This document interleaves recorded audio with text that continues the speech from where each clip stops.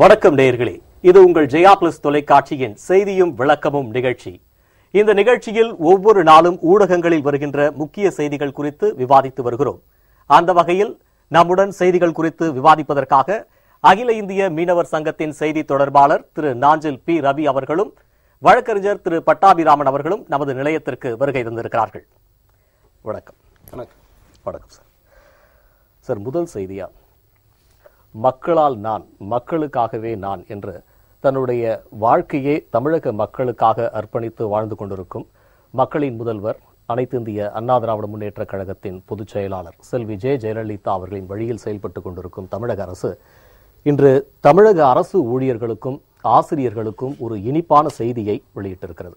அதாவது அவர்களுக்கு பொங்கல் போனஸ் அறிவிப்பு வெளியாகி இருக்கிறது. இந்த அறிவிப்பில் பார்த்தீங்கன்னா சத்துணவு திட்ட பணியாளர்கள், தினக்கூலி பணியாளர்கள், இப்படி அனைத்து தரப்பினருக்கும் இந்த போனஸ் கிடைக்கும்ன்ற அறிவிப்பு அவர்கள் வெளியிட்டிருக்கிறார்கள். குறைந்தபட்சம் 500 ரூபாயிலிருந்து அதிகபட்சம் 3000 ரூபாய் வரை போனஸ் தரப்பட்டிருக்கிறது. இதற்கு முன்னாடி பார்த்தீங்கன்னா இப்போ இந்த விலையில்லா வேட்டி சேலை வழங்கப்பட்டது. இப்படி அதற்கு அடுத்தபடியாக இன்னும் ஒரு வாரத்திலேயே இந்த போனஸ் அறிவிப்பும் வெளியாகி இருக்கிறது. இந்த செய்தியை நீங்கள் எப்படி பார்க்கிறீர்கள்? தொடர்ந்து அம்மா அவர்களுடைய வழியிலேயே பல நலத்திட்டங்கள் அம்மா அவர்கள் அறிவித்து, பல நலத்திட்டங்கள் தமிழக மக்கள் அனைத்து பிரிவினருக்கும் பல்வேறு வகைகளில் உதவி செய்து ஒரு சிறப்பான ஆட்சியை அனைத்து இந்திய அண்ணா திராவிட முன்னேற்ற கழகம் கொடுத்து கொண்டிருக்கிறது. அந்த அடிப்படையிலே இது முத்தாய்ப்பான விஷயம். இது இந்த தமிழர் திருநாளான பொங்கல் திருநாளுக்காக தொடர்ந்து கொடுத்து கொண்டிருந்தாலும், இப்படி இந்த வேட்டி சேலை கொடுக்கும் திட்டங்களாகட்டும், பொங்கலுக்கு பரிசளிப்பதாகட்டும், இது போன்று அரசு ஊழியர்களுக்கு பரிசளிப்பதாகட்டும், இதற்கெல்லாம் அம்மாவை தவிர வேறு யாராலும் அந்த குறித்த காலத்தில் கொடுப்பதற்கு அவர்கள் விட்டால் வேறு யாரும் இல்லை என்பதற்கு இது ஒரு எடுத்துக்காட்டு. முந்தைய திமுக ஆட்சி காலத்தில் பொங்கலுக்கு பிறகுதான் கொடுக்கப்படுகின்ற நிலைகள் எல்லாம் பார்த்திருக்கிறோம். ஆனால் மக்களின் முதல்வர் அம்மா அவர்களுடைய இந்த சீரிய தலைமையின் கீழ் நடக்கக்கூடிய அரசானது ஒவ்வொன்றையும் அப்படியே குறித்த காலத்தில் அவர்களுக்கு போய் சென்று சேர வேண்டும் என்ற நிலையின் அடிப்படையிலே தான் இது செயல்பட்டு கொண்டிருக்கிறது. அந்த அடிப்படையிலே பார்க்கும் பொழுது இன்றைக்கு அரசு ஊழியர்கள் என்றால் அரசு ஊழியர்கள், அதாவது பர்மனன்ட் எம்ப்ளாயின்னு சொல்லுவாங்களா, அவங்க மட்டும் இல்லை, தற்காலிக ஊழியர்களுக்கும் தினக்கூலிகளுக்கும் இதை கொடுக்க வேண்டும் என்ற அடிப்படையில் அனைத்து பிரிவினருக்கும் கிட்டத்தட்ட 326 கோடி ரூபாய் அரசுக்கு செலவினம். இதை ஏற்றுக்கொண்டு அரசானது இன்றைக்கு மக்கள், அரசு ஊழியர்கள் அவர்களுடைய வாழ்க்கை தரம் உயர வேண்டும், அவர்களுடைய பிள்ளைகள், குடும்பம், அவர்கள் நல்ல ஒரு மகிழ்ச்சியான நிலையில் இருக்க வேண்டும். குறிப்பாக தமிழர் திருநாளில் என்ற அம்மா அவர்களுடைய வழிகாட்டுதலின் அடிப்படையில் இன்றைக்கு சிறப்பாக உறுதி செய்யப்பட்டு இன்றைக்கு அரசால் செய்யப்பட்டு. தொடர்ந்து பேசுவோம் சார். இப்போ முன்னாடியெல்லாம் பார்த்தீங்கன்னா அந்த தொழிற்சாலையில் பணிபுரிகின்ற அந்த தொழிலாளர்களுக்கு மட்டும்தான் இந்த போனஸ் என்ற அந்த அறிவிப்பு இருந்தது. அதற்கு பிறகு பார்த்தீங்கன்னா புரட்சித் தலைவர் எம்ஜிஆர் அவருடைய ஆட்சி காலத்தில் 1985ஆம் ஆண்டு தமிழக அரசு ஊழியர்களுக்கும் இந்த போனஸ் அறிவிப்பு வெளியாகியது. மாண்புமிகு மக்களின் முதல்வர் செல்வி ஜெயலலிதா அவர்கள் அதே வழியில் தமிழக அரசு ஊழியர்களுக்கு இன்னும் பல சலுகைகளை அவர்கள் அறிவித்து வருகிறார்கள். அந்த அடிப்படையில் இன்று தமிழக அரசு ஊழியர்களுக்கும் ஆசிரியர்களுக்கும் இந்த போனஸ் அறிவிப்பு வெளியாகி இருக்கிறது. இதில் சார் சொன்னது போல தற்காலிக பணியாளர்கள் மட்டுமல்ல, ஓய்வூதியம் பெறுபவர்களுக்கு கூட இந்த போனஸ் அறிவிப்பு வெளியாகி இருக்கிறது. இதை பற்றி நீங்கள் எப்படி பார்க்கிறீர்கள்? மக்கள் முதல்வர் அம்மா அவருடைய சீரிய தலைமையில் நடைபெறக்கூடிய இந்த அனைத்து இந்திய அண்ணா திராவிட முன்னேற்ற கழகத்தின் ஆட்சியின் கீழ் இன்றைக்கு நீங்கள் மிகச் சரியாக சொன்னீர்கள். மக்கள் முதல்வர் இந்த திட்டத்தை கடந்த ஆண்டு அவர்கள் தலைமையின் கீழ் செயல்படுத்தினார்கள். அதே வழியில் இந்த ஆண்டும் மக்கள் முதல்வருடைய ஆசியின் பிரகாரம் இன்றைக்கு 326 கோடியே 49 லட்சம் ரூபாயை அரசு ஊழியர்களுக்கு இன்னைக்கு போனஸாக வழங்கப்படுகிறது. நீங்கள் முதல்ல சொன்னதை போன்று 3000 ரூபாய் முதற்கொண்டு 500 ரூபாய் வரைக்கும் கடைநிலை தொழிலாளி வரைக்கும் இன்னைக்கு போனஸ் பெறக்கூடிய சூழ்நிலையை இன்னைக்கு உருவாக்கி இருக்கிறது. முதல்ல தொழிற்சாலைகளில் பணிபுரியக்கூடிய தொழிலாளருக்கு மட்டுமே இருந்த இந்த சலுகையை கடந்த 1985 அனைத்து இந்திய அண்ணா திராவிட முன்னேற்ற கழகத்தினுடைய புரட்சி தலைவர் எம்ஜிஆர் அவர்கள் அறிவித்தார்கள். அதனை தொடர்ந்து வந்த மக்கள் முதல்வர் அம்மா அவருடைய ஆட்சியில் தொடர்ந்து அதே வழியில் இன்றைக்கு பின்பற்றப்பட்டு இன்றைக்கும் அவருடைய ஆசி பிரகாரம் நடைபெறக்கூடிய இந்த அனைத்து இந்திய அண்ணா திராவிட முன்னேற்ற கழகத்தால் தொடர்ந்து வழங்கப்பட்டு வருகிறது. இன்னும் சொல்ல போனா ஓய்வூதியம் பெறக்கூடிய குடும்பத்தினருக்கும் முன்னாள் கிராம நிர்வாக அலுவலருக்கு கூட இந்த உதவித்தொகை வழங்கப்படுகிறது. அரசு ஊழியர்கள், ஆசிரியர்கள் மட்டும் எல்லாருக்குமே வழங்கப்படுவதை போன்று இந்த தொகையும் வழங்கப்படுகிறது. குறிப்பா அதை போன்று வெறும் இந்த திட்டம் மட்டும் கிடையாது. எங்க மீனவ சமுதாயத்துக்கு கூட இன்னைக்கு நிறைய நலத்திட்டங்களை அறிவிச்சிருக்கிறாங்க அம்மா. குறிப்பா சொல்ல போனா ஆழ்கடல் மீன்பிடிப்புக்கு போகக்கூடிய விசைப்படகுகளை உருவாக்குவதற்காக இன்னைக்கு 50% மானியம், 50% வங்கி கடன் வேண்டும் என்று கொடுக்கப்படுவதாக அறிவித்திருக்கிறார். இன்னும் சொல்ல போனா மீன்பிடி தடை காலம் எங்களுக்கு இருக்கிற நேரத்தில் 500 ரூபாய் கொடுத்தது 1800 ரூபாய் உயர்த்தி இன்னைக்கு எங்களுக்கு எல்லாம் பாத்தீங்கன்னா 2700 ரூபாய் கொடுக்கக்கூடிய ஒரு சூழ்நிலையை இன்னைக்கு அம்மா அவர்கள் உருவாக்கி இருக்கிறாங்க. மாண்புமிகு மக்கள் முதல்வர் அம்மா அவர்கள் ஆட்சி பொறுப்பை ஏற்ற நேரத்தில் 8 கோப்புகளில் கையெழுத்து போடும்போது மீனவ சமுதாயத்தை நினைத்து பார்த்து ஒரு முதல் கோப்புல கையெழுத்துட்டாங்க. அது மீன்பிடி குறைந்த காலத்துல மீனவருக்கு 4000 ரூபாய் உதவித்தொகை வழங்கப்படும் என்று இந்தியாவிலே எந்த முதல்வரும் நினைத்து பார்க்க முடியாத அளவுக்கு எந்த மக்களுமே நாங்களே கேட்காத நேரத்தில் எங்களுக்கு தாயுள்ளத்தோடு உதவி செய்ய வேண்டும் என்ற எண்ணத்தோடு அந்த 4000 ரூபாய் உதவித்தொகை எங்களுக்கு வழங்கியதன் காரணமாக இன்றைக்கு தமிழகம் முழுவதும் இருக்கக்கூடிய மீனவ தொழிலாளர்கள் அனைவருமே அரசு ஊழியருக்கு இணையான உதவித்தொகையை நாங்கள் 4000 ரூபாய் இன்னைக்கு வாங்கி கொண்டிருக்கிறோம்னா அது மக்கள் முதல்வர் அம்மா அவருடைய சாதனை என்பதை இந்த நேரத்தில் பொங்கல் திருநாளில் எங்களுக்கு பரிசாக கொடுத்திருக்கிறது என்பதை நிச்சயமாக சொல்ல முடியும். நிச்சயமாக சார். இப்படி இப்ப சார் சொன்ன மாதிரி மீனவ சமுதாயம் மட்டுமல்ல, அனைத்து சமுதாயமும் இன்று அவருடைய வாழ்வில் மேம்பட வேண்டும் என்ற நோக்கில் இன்று மக்களின் முதல்வர் செல்வி ஜெயலலிதா அவர்கள் பல நலத்திட்டங்களை அறிவித்து அதை முறையாக செயல்படுத்தியும் வருகிறார். இப்போ இந்த போனஸ் அறிவிப்பு அதை பற்றி நாம் பேசும்பொழுது இப்போ பொங்கல் என்றாலே தமிழக மக்கள் அனைவருக்கும் நினைவுக்கு உடனே வருவது கரும்பு. அந்த கரும்பை விவசாயம் செய்யக்கூடிய அந்த விவசாயிகளும் நலம் பெற வேண்டும் என்ற நோக்கில் அடுத்த ஒரு செய்தியை இன்று தமிழக முதல்வர் பன்னீர்செல்வம் அவர்கள் வெளியிட்டிருக்கிறார். அது என்னவென்றால் கரும்பு விவசாயிகளுக்கு டன் ஒன்றுக்கு 2200 ரூபாய் என்று மத்திய அரசு நிர்ணயித்த விலையை விட கூடுதலாக 450 ரூபாய் உயர்த்தி 2650 ரூபாயாக அவர் இன்று உயர்த்தி வழங்கி உத்தரவிட்டிருக்கிறார். இந்த செய்தியை நீங்கள் எப்படி பார்க்கிறீர்கள்? மாண்புமிகு அம்மா அவர்களுடைய தலைமையின் கீழ் நடந்து கொண்டிருந்த அரசாகட்டும், அம்மா அவர்களுடைய தற்பொழுது அம்மா அவர்களுடைய வழிகாட்டுதலின்படி நடந்து கொண்டிருக்கிற இந்த அரசும் எந்த வகையிலும் மக்கள் நலனின் சற்றும் சளைக்காதவர்கள் நாங்கள், மக்கள் நலன்தான் எங்களுடைய குறிக்கோள் என்ற அடிப்படையில் செயல்பட்டு கொண்டிருக்கிறது என்பதற்குத்தான் இதுவும் ஒரு சாட்சி.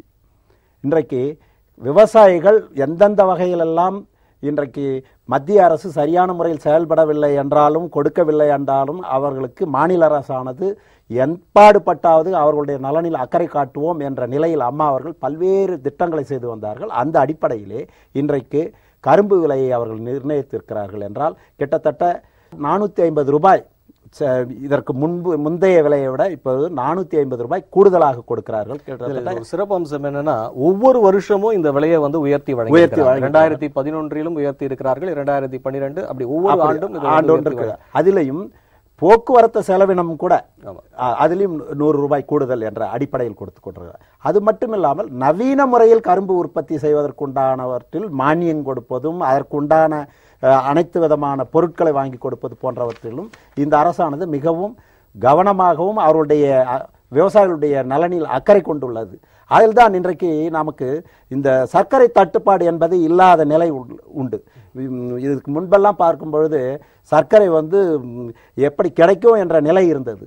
முழுக்க முழுக்க மக்கள் நலனில் மக்களுக்கு சேர வேண்டிய பொருட்கள் தவறாமல் கிடைக்க வேண்டும் என்றால் அதற்கு விவசாயிகளுடைய உற்பத்தி அவசியம் வேண்டும். கண்டிப்பா. ஆமா, அப்படிப்பட்ட விவசாயிகளுக்கு வேண்டிய சலுகைகளையும் அவர்களுக்கு கொடுக்க வேண்டிய அத்தனை விதமான நலங்களையும் செய்து கொடுத்தால்தான் விவசாய உற்பத்தி செவ்வனே நடைபெறும் என்பதில் அக்கறையாக செயல்பட்டு கொண்டிருக்கிறார்கள் என்பதுதான் இதற்கு எடுத்துக்காட்டு. அது மட்டுமல்ல, இந்த விவசாயிகளுக்கு மட்டுமல்ல தொழிலாளர்களுக்கும் மாண்புமிகு அம்மா அவருடைய அரசு எந்த அளவுக்கு சிறப்பாக செயல்பட்டு கொண்டிருக்கிறது என்பது தொடர்ந்து அம்மா அவருடைய வழிகாட்டுதலின்படி செயல்பட்டு கொண்டிருக்கிறது என்பதற்கு இந்த ஆண்டில் மட்டும் தொழிலாளர் நல வாரியத்தின் மூலமாக கிட்டத்தட்ட 242 கோடி ரூபாயை தொழிலாளர்கள் பதிவு பெற்ற தொழிலாளர்களுக்கு இந்த அரசானது செலவு செய்திருக்கிறது. அதில் குறிப்பாக வேண்டுமென்றால் இந்த கட்டுமான தொழிலாளர்கள் அவர்கள் பல வகைகளிலும் பல இன்னல்களுக்கு ஆளாவார்கள் என்பதால் அவர்களுக்கு அம்மா அவர்கள் கடந்த ஆகஸ்ட் மாதத்தில் சட்டமன்றத்திலேயே அதற்குண்டான திட்டங்களை எல்லாம் அவர்கள் அறிவித்தார்கள். அந்த அடிப்படையில் பார்க்கும்பொழுது கிட்டத்தட்ட தமிழ்நாடு முழுவதும் இந்தியாவிலேயே வேறு எந்த மாநிலத்திலும் இல்லாத முதன்முறையாக இந்தியாவிலேயே தமிழகம் மட்டும்தான் கிட்டத்தட்ட 7000 அறைகள், தூங்கும் அறைகள், அதாவது அவர்கள் வெளியூர்களுக்கு சென்றால் தங்கி அவர்கள் அங்கு பலன் பெறுவதற்காக, என்றால் வெளியூர்களை தங்குவதற்கு இடம் இருக்காது, தனியார் லாட்ஜுகள்லாம் போனாக்கா கூடுதலான காசு இருக்கும். அதனால் தொழிலாளர்கள் அவர்களுக்கு சலுகைகள் வேண்டும் என்ற அடிப்படையிலே அதை மிகவும் சிறப்பாக செயல்படுத்தினர். 9 இடங்களில், அது போன்ற முக்கியமான இடங்களில் 9 இடங்களில் தொழிலாளர்களுக்காக அம்மா அவர்களால் கிட்டத்தட்ட 7000 அறைகள் கட்டி கொடுக்கப்பட்டுள்ளது. அது மட்டும் பல்வேறு நலத்திட்டங்களுக்கு அவர்களுக்கு சலுகைகள் வழங்கப்பட்டுள்ளது. இப்போ இந்த கரும்பு உற்பத்தி திறனில் பார்த்தீங்கன்னா இன்னைக்கு தமிழகம் தான் வந்து முன்னோடி மாநிலமாக இன்று திகழ்ந்து வருகிறது. அதாவது விவசாயிகளுக்கு ஒரு ஊக்கத்தை கொடுக்கின்ற வகையில் பல அறிவிப்புகளை மக்களின் முதல்வர் செல்வி ஜெயலலிதா அவர்கள் வந்து வெளியிட்டிருக்கிறார்கள். அதாவது நிறைய விளைச்சல் அவருடைய நிலத்தில் செய்தால் அதற்கு ஒரு பரிசு தொகையாகவும் வழங்கப்படுகிறது. அது மாதிரி விவசாயிகளுடைய நலனில் பெரிதும் அக்கறை கொண்டுள்ள அரசு அனைத்து இந்திய அண்ணா திராவிட முன்னேற்ற கழக அரசு. இப்ப இந்த கரும்பு விலையை உயர்த்தி இருப்பதை பற்றி நீங்கள் எப்படி பார்க்கிறீர்கள்? மக்கள் முதல்வர் அம்மா அவர்களுடைய ஆட்சியின் கீழ் நடைபெறக்கூடிய இந்த ஆட்சியானது மத்திய அரசே வந்து இந்த 2015ஆம் ஆண்டு அறவே நிலையில இருக்கக்கூடிய கரும்புக்கு விலை நிர்ணயம் வந்து 2200 தான் நிர்ணயம் பண்ணி இருக்கிறாங்க. இன்னும் குறிப்பா சொல்ல போனா பிஜேபி ஆளக்கூடிய மாநிலங்களில் கூட இதே விலையை தான் அவங்க வந்து இன்னைக்கு கொடுத்துட்டு இருக்கிறாங்க. ஆனா மக்கள் முதல்வர் மக்கள் மேல கொண்டிருக்க அக்கறையின் காரணமாக உணவு தட்டுப்பாடை சீரான முறையில் வைத்துக் கொள்ள வேண்டும். அதே நேரத்தில் விவசாயம் பண்ணக்கூடிய விவசாயிகள் பாதிக்கப்படக்கூடாது என்பதற்காக ஆண்டுதோறும் ஒவ்வொரு முறையும் அவங்களுக்கு கொடுத்துட்டே இருக்கிறாங்க. இந்த ஆண்டு பார்த்தீங்கன்னா அவர்களுக்கு வந்து 100 ரூபாய் வந்து வண்டி செலவு உட்பட 450 ரூபாயை உயர்த்தி கொடுத்து இன்னைக்கு விவசாயிகளுடைய வயிற்றுல பாலை வார்த்தது மாதிரி அவருடைய ஒரு டன்னுக்கு 2650 ரூபாய் இன்னைக்கு வந்து உயர்த்தி கொடுத்திருக்கிறாங்க. அந்த அளவுக்கு இன்னைக்கு வந்து மக்கள் மேல அக்கறை கொண்ட ஒரு அரசு செயல்படுகிற காரணத்தினாலதான் இன்னைக்கு அவங்களுக்கு கொடுத்திருக்காங்க. இது போக நுண்ணிய முறையில் பாசனம் செய்யக்கூடியவர்களை ஊக்குவிக்கின்ற வகையில இவர்களுக்கான கையாளக்கூடிய சிறு ஒரு சின்ன விவசாயிகளுக்கு வந்து 100% அளவுக்கு இன்னைக்கு வந்து அவங்களுக்கு மானியமாக வழங்கப்பட்டு விவசாயத்தை ஊக்குவிச்சுட்டு இருக்கிறாங்க. எந்த மாநிலத்திலுமே இந்த அளவுக்கு கிடையாது. அதே போல குறைஞ்ச அளவு இடங்களை வச்சு கையாளக்கூடியவங்களுக்கு 75 விழுக்காடு மானியத்தில் இன்னைக்கு வந்து அவங்களுடைய தொழிலை ஊக்குவிக்க செய்யறாங்க. இது போக நுண்ணிய முறையில பாசன வசதிகளை செய்து விவசாயத்தை பெருக்க வேண்டும் என்று பெரும் முயற்சி எடுக்கக்கூடிய சிறு விவசாயிகளை தான் ஊக்கப்படுத்தணும்னு சொல்லி அம்மா முடிவு செய்து 100 விழுக்காடு மானியத்தோட அவங்களுக்கு இன்னைக்கு கொடுக்கறாங்க. இன்னும் சொல்ல போனா இந்த பொங்கல் பண்டிகையின் போது வீடு கட்டக்கூடியவங்க யாருமே திணறக்கூடாது, சிமெண்ட் கிடைக்கல அப்படின்னு சொல்லி எந்த கவலையுமே படாதீங்க.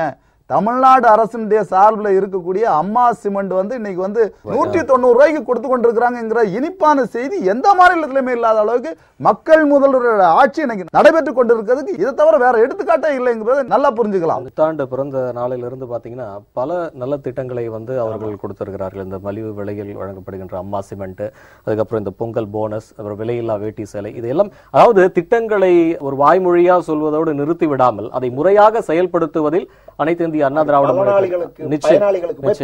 ஒவ்வொரு திட்டமும் அம்மா அவர்களால் அறிவிக்கப்படுகின்ற ஒவ்வொரு திட்டமும் அந்த கடைக்கோடி மக்களுக்கும் செல்லக்கூடிய வகையில் அதை வந்து முழுமையாக அந்த திட்டத்தை செயல்படுத்தி வருகிறார்கள். இந்த பொங்கல் வந்து நிச்சயமாக தமிழக மக்கள் அனைவருக்கும் ஒரு சிறப்பான ஒரு பொங்கலாக தான் இருக்கும் என்று நம்புவோம். அடுத்த செய்தியாக இன்று 11வது முறையாக திராவிட முன்னேற்ற கழகத்தின் தலைவராக கருணாநிதி தேர்வு செய்யப்படுவதாக ஒரு செய்தி வெளியாகி வந்திருக்கிறது. இந்த செய்தியை நாம் பார்ப்பதற்கு முன்னால், அதாவது பேரறிஞர் அண்ணா தமிழர்களின் நலனுக்காகவும் தமிழர்களின் உரிமைக்காகவும் தோற்றுவித்த கட்சி திராவிட முன்னேற்ற கழகம். ஆனால் அவருடைய மறைவிற்கு பிறகு பாத்தீங்கன்னா இன்னைக்கு அது வந்து கருணாநிதி குடும்ப முன்னேற்ற கழகமாக மாறி அவருடைய குடும்பம் வளர்ந்து கொண்டு வருகிறது. பல வன்முறை சம்பவங்கள் நடந்திருக்கிறது. இந்த உட்கட்சி பூசலில் பாத்தீங்கன்னா பல வன்முறை சம்பவங்கள், அதுவும் பல நாடகங்களை அவர்கள் அரங்கேற்றிருக்கிறார்கள். குறிப்பாக சொல்ல வேண்டுமானால் ஒரு 3 தினங்களுக்கு முன்பாக மு.க. ஸ்டாலின் ராஜினாமா, இப்படி பல செய்திகள் வந்திருக்கிறது. இப்ப இதுல வந்து இந்த திராவிட முன்னேற்ற கழக தலைவராக 11வது முறையாக இன்னமும் கூட 90 வயதை கடந்தாலும் கூட அந்த தலைவர் பதவியை விடுவதற்கு மனம் இல்லாமல் அதில் நான் தான் தலைவராக இருப்பேன் என்றும் அவருடைய மகன் அடுத்து பொருளாளர் பதவிக்கும் அதை தொடர்ந்து நீடித்து வருகிறார்கள். இதை எப்படி நீங்கள் பார்க்கிறீர்கள்? அந்த கழகம் இன்று ஒரு கருணாநிதியின் குடும்ப கழகமாக மாறியதை நீங்கள் எப்படி பார்க்கிறீர்கள்? இது ஊர் உலகத்துக்கே தெரியும். இது கருணாநிதி திமுக என்றால் கருணாநிதியினுடைய குடும்ப கட்சி என்று எல்லாருமே உலக அளவிலேயே இன்றைக்கு யாரும் அறிந்ததுதான். அந்த அடிப்படையில் தான் இன்றைக்கு 11வது முறையாக தேர்ந்தெடுக்கப்படக்கூடிய அவர் தலைவராக தேர்ந்தெடுக்கக்கூடியதுக்கு அவருடைய மகனே, ஏன்னா குடும்ப கட்சி என்று சொல்வதற்கு சான்று அவர்களுடைய குடும்பத்திற்குள் ஏற்பட்டுள்ள பதவி சண்டையை பற்றி இன்றைக்கு உலகம் அறிந்த விஷயம்.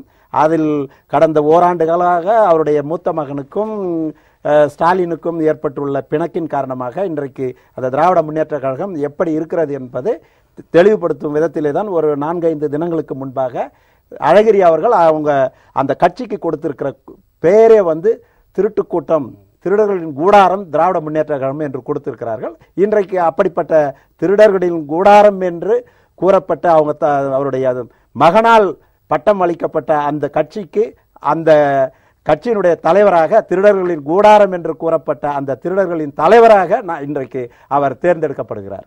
அப்படி அதில் வந்து அவருக்கு மிஞ்சியவர்கள் அவர் இல்லை என்பதற்கு அவர் மகன் சொல்வது மட்டுமல்ல, அவர் அரசியல் பங்கெடுத்து முதல்வராக இருக்கும் பொழுது அவருடைய கட்சி எந்த அளவிற்கு நாட்டு மக்களுடைய சொத்தையும் நாட்டினுடைய வருமானத்தையும் சுரண்டியது என்பதற்கு சர்க்காரியா கமிஷனால் இவர் வந்து விஞ்ஞான திருடன் என்று கூறப்பட்டவர்.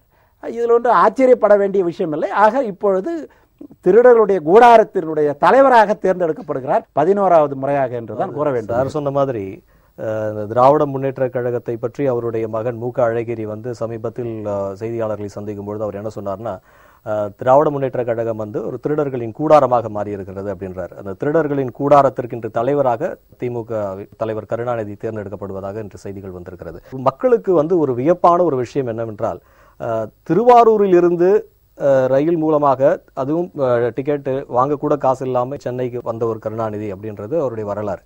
அப்படி இருக்கக்கூடிய ஒரு நபர் உலகத்திலேயே இன்னைக்கு ஒரு பணக்கார வரிசையில் அந்த குடும்பம் வந்து இன்னைக்கு பெரிய குடும்பமா இருக்குது. அவருடைய குடும்பத்தில் பார்த்தீங்கன்னா அவர் தலைவர், அவர் பொருளாளர் வந்து அவருடைய மகன், முன்னாள் மந்திரியாக அவருடைய பேரன் இருந்தாங்க. இப்படி பல பேர் வந்து அவங்க குடும்பத்திலேயே வந்து பல முக்கிய பொறுப்புகளில் வந்து அவர்கள் இருந்திருக்கிறார்கள். இது எதை காட்டுகிறது? இந்த மாதிரி இவர்களுடைய குடும்ப அதிகாரம் இன்று தமிழக மக்களையே ஒரு காலத்தில் அவருடைய ஆட்சியில் வந்து பார்த்தீங்கன்னா எல்லா துறைகளையும் அவர்கள் வந்து ஆக்கிரமித்து இருந்தார்கள். இதை எப்படி நீங்க பாக்குறீங்க? இது தொடர்ந்து கொண்டே இருக்கிறது. திமுகவுடைய கட்சியினுடைய 11வது தேர்தலில் திமுகவுடைய தலைவராக வந்து மு கருணாநிதி அவர்களை வந்து இன்றைக்கு தேர்ந்தெடுத்திருக்கிறாங்க. இந்த திமுகவானது சென்னையில் இருக்கக்கூடிய வட சென்னையில் ராபின்சன் பார்க்கில் உருவாக்கப்பட்டது. அன்னைக்கு கூட இருந்த மீனவ தலைவர் ஜீவரத்னம் அவர்களுடைய உறுதுணையின் காரணமாக அன்னைக்கு உருவாக்கப்பட்டது. ஆனால் அந்த ஜீவரத்னத்துக்கே இன்னைக்கு வந்து குடும்பத்துக்கோ இல்லை அந்த மீனவ சமுதாயத்துக்கோ எந்த பங்களிப்புமே இல்லாமல் ஒட்டுமொத்த பதவிகளையும் அவருடைய குடும்பமே இன்னைக்கு அனுபவிச்சுட்டு இருக்கு. அந்த குடும்பம் அனுபவிச்சுட்டு இருக்கக்கூடிய இதுல தான் அவருடைய மூத்த மகன் சொன்னார், தெளிவாக சொன்னார், திருடர்கள் இருக்கக்கூடிய ஒரு பெரிய கட்சி எது என்றால் திமுகவா தான் இருக்க முடியும். அந்த திமுக வந்து இன்னைக்கு திருடருடைய கூடாரமாக மாறிவிட்டது. அப்படி என்றால் நீங்கள் யாரை சொல்கிறேன் என்று பத்திரிகையாளர் கேட்கும்போது உங்களுக்கே நன்றாக தெரியும், நீங்களே எழுதி கொள்ளுங்கள் என்று சொல்ற அளவுக்கு இன்னைக்கு வந்து திமுக வந்து ஒரு திருடருடைய கூடாரமாக மாறி போனதாக இன்னைக்கு நம்ம பார்க்க முடியுது. இன்னைக்கு வந்து திமுகவுடைய மொத்த சொத்தை நீங்க இன்னைக்கு கணக்கு கூட்டினீங்கன்னா இந்தியாவுடைய பணக்கார வரிசையில் இருக்கக்கூடிய பட்டியலில் முதல் இடத்துல இருக்கக்கூடிய அளவுக்கு இன்னைக்கு வந்து திமுகவுடைய சொத்து இருக்கிறது. அதனுடைய தலைவராக இருக்கக்கூடிய கருணாநிதியுடைய குடும்பத்துக்கு இருக்கிறது என்பது தான் நிசப்தமான உண்மை. சிபிஐ எதுக்கு இருக்குதுங்கிறது இந்த நேரத்தில் அவங்களே வந்து அவங்க மேலே என்னென்ன வழக்குகள் தொடுக்கலான்னு சொல்லி அவங்களுக்கே என்ன இருக்குது. இதை பற்றி நம்ம வந்து சொல்லணும்னா, திமுகவுடைய பொதுக்குழுவில் 11வது முறையாக தேர்ந்தெடுக்கப்பட்டிருக்க கலைஞர் மீது மக்கள் வந்து எந்த அளவுக்கு வந்து நம்பிக்கை வச்சிருக்காங்கிறத பொறுத்திருந்து வரக்கூடிய தேர்தலில் தெரிஞ்சுவிடும். கருணாநிதி ஒரு இனத்தையே அழித்தவர், தமிழ் இனமே இன்று அழிவதற்கு காரணமாக இருந்தவர் இலங்கையில். அந்த டைம்ல கூட அவர் வந்து உண்ணாவிரதம்ன்ற போர்வையில ஒரு அரை நாள் வந்து பீச்சில் ஒரு நாடகம் போட்டு அதை ஒரு முடிவுக்கு கொண்டு வந்தார். 11வது முறையாக அவர் வந்து இப்போ மீண்டும் தேர்ந்தெடுக்கப்பட்டிருக்கிறார். சார் சொன்ன மாதிரி வருகின்ற தேர்தலில் திராவிட முன்னேற்ற கழகத்திற்கு நிச்சயமாக மக்கள் ஏற்கனவே சவுக்கடி கொடுத்து விட்டார்கள். இன்னமும் அவர்கள் அதனுடைய பலனை என்னவென்று இந்த கட்சியில் இதை தொடர்ந்து அவருடைய குடும்பம் ஆதிக்கம் செலுத்தி வந்தால் அந்த கட்சி எந்த அதல பாதாளத்திற்கு செல்லக்கூடிய நிலை ஏற்படும்ன்றதுதான் இதில் காட்டுது. அடுத்த செய்தியாக நாம் பார்க்க இருப்பது சார், இப்போ இந்த காங்கிரஸ் ஆட்சியில் முன்னாள் மத்திய வெளியுறவு இணை அமைச்சராக இருந்த சசி தரூருடைய மனைவி சுனந்தா புஷ்கருடைய மரணத்தில் வந்து மர்மம் இருப்பதாக இப்போ மறுபடியும் அது ஒரு விஸ்வரூபம் எடுத்து வருகிறது. ஏன்னா காங்கிரஸ் ஆட்சியில் இருக்கும்போது அவர் இறந்ததா வந்து சொல்லி அந்த அப்படியே க்ளோஸ் பண்ணிட்டாங்க. இப்போ அது மீண்டும் அந்த வழக்கை வந்து எடுத்து அவருடைய மரணம் இயற்கையான மரணம் அல்ல, அவர் வந்து கொலை செய்யப்பட்டிருப்பதாக சந்தேகம் எழுந்து அதை விசாரித்துக் கொண்டு வருகிறார்கள். இந்த சசி தரூருடைய ஆரம்ப காலகட்டத்திலேருந்தே அவருடைய பேச்செல்லாம் பார்த்தீங்கன்னாலே ஏதாவது ஒரு சர்ச்சை இருந்துட்டு இருக்கும். அவர் எது பேசினாலுமே அதில் ஏதாவது ஒரு சர்ச்சை, அதுக்கு மன்னிப்புலாம் கேட்டு அப்படி வெளியில் வருவார். இந்த அவருடைய மனைவியுடைய மரணத்தில் இந்த மர்மம் இன்று வந்து ஒரு வழக்கு டெல்லியில வந்து இப்போ அது ரொம்ப தீவிரமா அதை விசாரிச்சுட்டு வராங்க. நேற்று பத்திரிகையில கூட என்னன்னா 10 கேள்விகள் அவரிடம் கேட்பதற்காக போலீசார் வந்து இன்னைக்கு ரெடி பண்ணி வச்சு அவரை பார்க்க போறாங்க. இதை நீங்க எப்படி பாக்குறீங்க? ஒரு மத்திய மந்திரி அவருடைய மனைவி இப்படி மர்மமான முறையில் இறந்திருக்கிறார். ஆனால் காங்கிரசுடைய ஆட்சியில அதை வந்து ஒரு முழுமையாக விசாரிக்காமல் இன்று மறுபடியும் மீண்டும் அந்த வழக்கை வந்து இப்போ விசாரிக்க ஆரம்பிச்சிருக்காங்க. இதை எப்படி நீங்க பாக்குறீங்க? இது காங்கிரசினுடைய வரலாற்றில் இது வந்து புதிதல்ல, இது மிகவும் பழமையானது. அதனுடைய தொடர்ச்சி தான் இது என்பது என்னுடைய கருத்து. சுமார் 20 ஆண்டுகளுக்கு முன்பென்று நினைக்கிறேன்.